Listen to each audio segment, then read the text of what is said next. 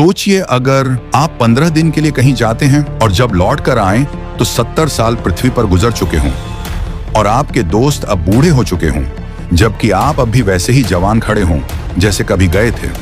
अगर आपको लगता है कि यह कोई मजाक है तो यकीन मानिए इस कहानी के बाद आपकी सोच बदल जाएगी। आज हम लेकर आए हैं आपके लिए अब तक की सबसे रहस्यमयी कहानी। साल था 1952। अमेरिका के दो जांबाज एस्ट्रोनॉट कैप्टन रिचर्ड और डॉक्टर हेना एक रहस्यमयी महत्वपूर्ण मिशन पर निकलते हैं। स्टारलाइट 1 नामक एक्सपेरिमेंटल एयरक्राफ्ट में उनका उद्देश्य था ब्रह्मांड की असीम गहराइयों में उतरकर ऐसी नई जगहों की खोज करना जहां आज तक कोई इंसान नहीं पहुंचा। जैसे ही स्टारलाइट 1 ने उड़ान भरी, पूरी दुनिया को यकीन था कि यह मिशन इंसानियत का भविष्य बदलने वाला है। मगर रिचर्ड और हेना को नहीं मालूम था कि उनका यह कदम उन्हें ऐसी अंधेरी गहराइयों में ले जाएगा जहां से लौटना लगभग नामुमकिन था। मिशन के शुरुआती हफ्ते तक सब कुछ सामान्य था, लेकिन वे दोनों अनजान थे इस ब्रह्मांड के शांति से। ये तो तूफान से पहले की खामोशी थी। स्टारलाइट 1 पृथ्वी से बहुत दूर निकल चुका था। वे नए सितारे, नए ग्रह और अजीब कॉस्मिक घटनाओं को रिकॉर्ड करते हुए आगे बढ़ रहे थे। हेना ने खिड़की से बाहर देखते हुए बोली, रिचर्ड, क्या तुम्हें लगता है इंसान कभी इन सितारों तक पहुंचेगा? रिचर्ड ने मुस्कुराकर बोला, हेना, अगर हम आज यहां हैं तो एक ना एक दिन इंसान भी ब्रह्मांड पर राज करेगा। लेकिन तभी उनके सेंसर्स ने कुछ असामान्य डिटेक्ट किया। एक विशाल टुकड़ों में बंटा उल्कापिंड उनके तरफ आ रहा था। रिचर्ड घबराकर बोला, हेना, इतने सारे उल्कापिंड हमारी तरफ आ रहे हैं। अगर हमारे स्पेसक्राफ्ट से टकरा गए तो हम हमेशा के लिए इस स्पेस में खो जाएंगे। उन्होंने तुरंत पृथ्वी पर संदेश भेजा, हमारे सामने एक विशाल उल्कापिंडों का झुंड आ गया है। हमारा स्पेसक्राफ्ट दबाव के कारण काम नहीं कर रहा। और ये उनका आखिरी मैसेज था। हेना भी घबरा गई। वह स्टारलाइट 1 को दूसरी दिशा में मोड़ने की कोशिश कर रही थी, लेकिन इतने विशाल उल्कापिंडों के झुंड से बच पाना नामुमकिन था। तभी एक भयंकर आकार का एस्ट्रॉयड सीधे उनके स्पेसक्राफ्ट के किनारे से टकराया और का जहाज नियंत्रण पूरी तरह छूट गया और स्टारलाइट 1 अनियंत्रित होकर अनजान दिशा में बहने लगा।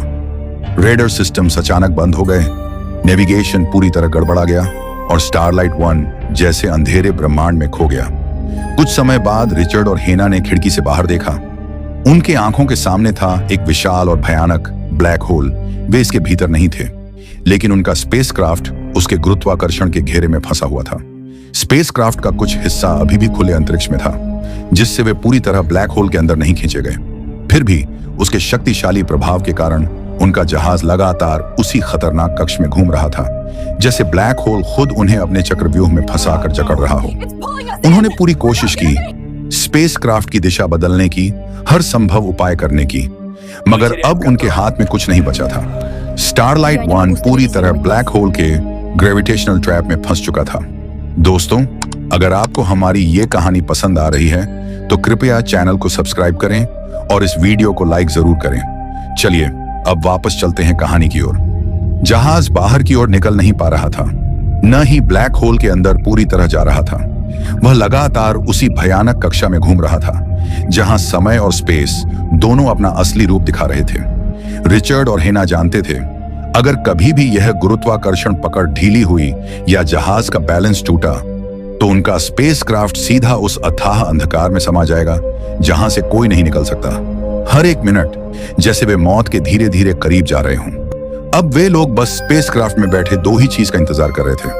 पहला, कि कोई चमत्कार हो जाए और वे वहां से निकल जाएं, या फिर ब्लैक होल उन्हें अपने अंदर समा ले।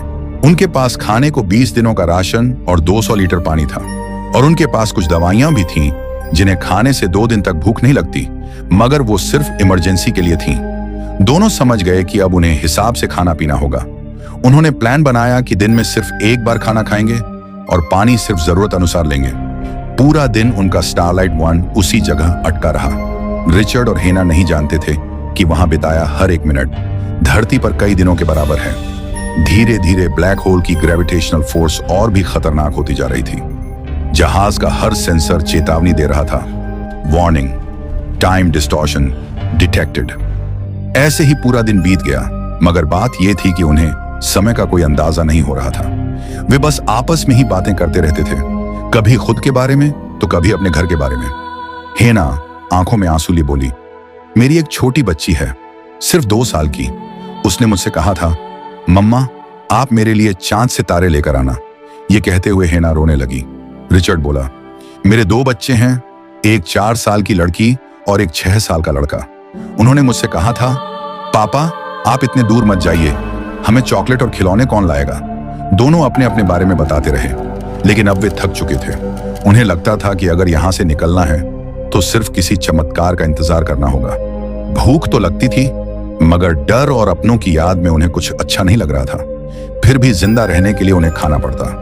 उनके लिए एक अच्छी बात बस ये थी कि स्पेसक्राफ्ट का राडार सिस्टम और सिग्नल बंद था, मगर स्पेसक्राफ्ट अब भी चालू था। ऐसे ही दिन गुजरते गए और देखते देखते 10 दिन हो चुके थे। स्टारलाइट 1 वैसे ही बस घूम रहा था। हेना गुस्से और बेबसी में चिल्लाई, या तो हम मर जाएं या इस भयानक जगह से निकल जाएं। ऐसे तिल तिल कर मरना मैं बर्दाश्त नहीं कर सकती रिचर्ड। रिचर्ड बोला, हेना जब तक सांस है हमें उम्मीद नहीं खोनी चाहिए। शायद ये जगह हम पर तरस खा ले। लेकिन अब उनकी मानसिक स्थिति बिगड़ने लगी थी। दोनों आपस में बात तक नहीं कर रहे थे। बस ऐसा लग रहा था कि उन्होंने खुद को ब्लैक होल के ग्रेविटेशनल ट्रैप के हवाले कर दिया हो। दिन था 15। दोनों स्पेसक्राफ्ट के अंदर बैठे थे। तभी हेना ने देखा कई सारे उल्कापिंडों का झुंड उनकी ओर आ रहा है। वे दोनों समझ गए कि अब उनका आखिरी समय आ गया है। दोनों ने आंखें बंद कर लीं और अपनों को याद करने लगे। तभी एक जोरदार धमाका हुआ और सब शांत हो गया। जब उनकी आंखें खुली तो उन्होंने देखा उनका स्पेसक्राफ्ट ब्लैक होल के ट्रैप से बाहर निकल गया था। उन्हें विश्वास ही नहीं हो रहा था। कुछ देर में उनका सिग्नल फिर से काम करने लगा। वे तुरंत स्पेसक्राफ्ट को पृथ्वी की ओर सेट करने लगे। उन्होंने आखिरी बार उस ब्लैक होल को देखा। वे जानते थे मौत के मुंह से निकलना किसे कहते हैं। दोनों की खुशी का ठिकाना नहीं था। हेना बोली, मैं अपनी बच्ची को ढेर सारा प्यार करूंगी, वो मेरा इंतजार कर रही होगी। रिचर्ड बोला, मैं भी अपने बच्चों को गले लगाकर बहुत प्यार करूंगा। जैसे ही उन्होंने स्पेस सेंटर में सिग्नल भेजा, पृथ्वी पर हड़कंप मच गया। क्या कोई एलियन स्पेसक्राफ्ट आ रहा है? मगर जब उन्होंने बताया, हमारा नाम रिचर्ड और हेना है, हम स्टारलाइट 1 स्पेसक्राफ्ट से 1952 में निकले थे, तो स्पेस सेंटर में सभी लोग हैरान और परेशान हो गए। उन्हें समझ नहीं आ रहा था कि ऐसा कैसे हो सकता है। इन लोगों को न जाने कितने साल पहले मृत घोषित कर दिया गया था। तब रिचर्ड ने पूछा, आज तारीख क्या है? स्पेस सेंटर से जवाब आया, 2022। आप लोग 70 साल बाद लौट रहे हैं। हेना और रिचर्ड बस एक दूसरे को देखते रह गए। वे समझ गए ब्लैक होल ने उन्हें तो नहीं खाया, मगर उनके सपने और उनके अपनों को छीन लिया। वे धरती पर उतरे, सब कुछ बदल चुका था। उन्हें लगा कि वो किसी और ही दुनिया में आ गए हैं। उन्होंने सबको बताया कि कैसे वे ब्लैक होल के ग्रेविटेशनल फोर्स में फंसे रहे। लोग ध्यान से सुनते रहे, मानो कोई सच देखकर भी उस पर विश्वास नहीं कर पा रहा हो। हेना अपनी बच्ची के पास पहुंची, जो अब 76 साल की एक बूढ़ी औरत थी। ये कितना दर्द भरा लम्हा था। माँ की उम्र अभी 28 साल थी और बेटी की 76 साल। बेटी ने धीरे से कहा, माँ आपने बहुत देर कर दी तारे लाने में। हेना फूट फूट कर रोने लगी और तुरंत अपनी बेटी को गले लगा लिया। वहीं जब रिचर्ड अपने घर पहुंचा तो उसे पता चला कि अब उसका कोई नहीं रहा। 4 साल पहले उसके दोनों बच्चे गुजर चुके थे। वो जमीन पर बैठ गया और आसमान की तरफ देखने लगा। दोस्तों, जिंदगी कभी भी हमें ऐसी जगह ले जा सकती है जहां से लौटना शायद कभी मुमकिन ना हो। इसलिए अपनों के साथ जितना वक्त मिले उसे पूरी तरह जी लीजिए, क्योंकि यही लम्हे सबसे खास होते हैं। पर याद रखिए, हिम्मत ही इंसान की सबसे बड़ी ताकत है। अगर इस कहानी ने आपके दिल को छुआ हो तो चैनल को जरूर सब्सक्राइब करें, क्योंकि अगली रहस्यमयी कहानी जल्द ही आपके सामने होगी।